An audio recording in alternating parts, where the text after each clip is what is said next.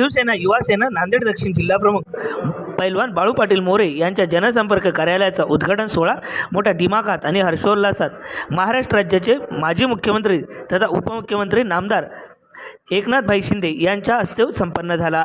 या कार्यक्रमाला प्रमुख पाहुणे म्हणून कॅबिनेट मंत्री दर्जा नामदार हेमंत पाटील, आमदार बालाजी कल्याणकर तसेच विविध पदाधिकारी कार्यकर्ते शिवसैनिक मोठ्या संख्येने उपस्थित होते।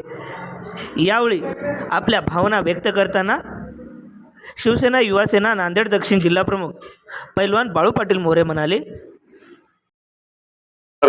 यांच्या ऑफिसच्या ओपनिंगसाठी त्यांचा खरं तर दौरा ठरलेला होता, पण आमदार साहेब, बोंडारकर साहेब, हेमंत भाऊ, बालाजीराव या सर्वांनी, विनय पाटील या सर्वांनी मला मदत करून दौऱ्यात माझं नाव टाकलं आणि बाईला माझ्या ऑफिसला आणलं। एवढं खूप मोठं काम आज या सर्वांनी केलं, त्याबद्दल मी या सर्वांचे आभार मानतो।